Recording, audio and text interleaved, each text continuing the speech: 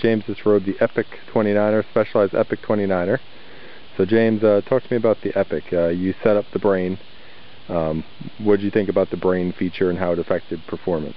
I was actually impressed with how easy it was to dial in. It was very user-friendly, and I dialed it in for what I thought I would like in the parking lot, riding around, going over some bumps.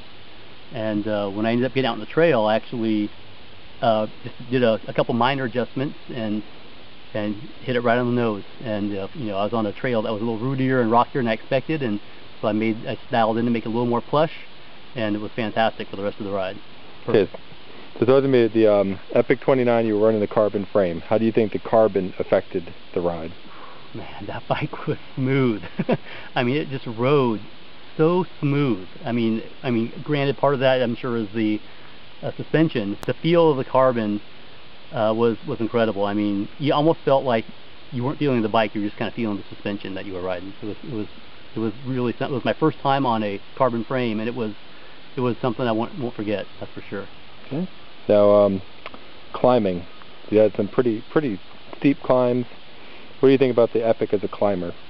I think the geometry for me is set well. It's kind of a race geometry. I felt, the way I was felt in the cockpit, and I was able to, keep my weight back, but also keep my center of gravity low. And I thought it climbed great. I mean, I'm not the best climber in the world, and I was definitely climbing things that I was climbing hills I've never seen before, technical climbs, and I felt like I was making them up these climbs pretty darn good.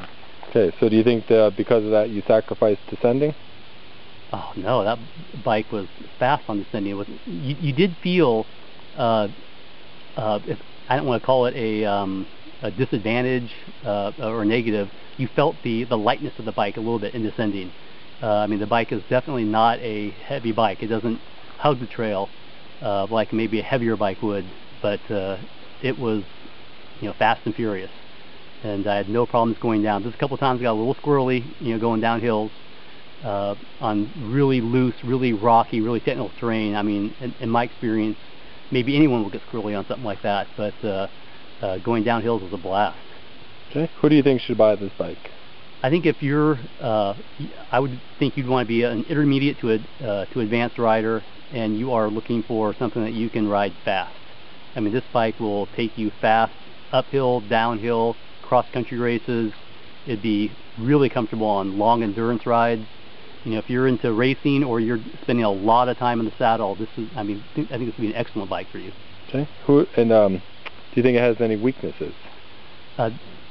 Like I said, I don't know if you can call it a weakness. It was, like I said, when I was going downhill, the bike is light. It's not a heavy bike. And so, with that lightness, it's fast, it climbs great.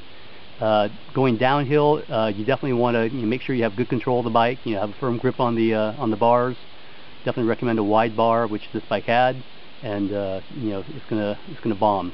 But it did bounce around a little more in the rear, and again, I had my suspension dialed in the way I like it, which is somewhat firm. And if I had it dialed in a little more plush, that might have made it a little more responsive on the downhills as far as sticking its rear tire on the trail a little bit more. But that would be the only thing I could think of as a possible weakness.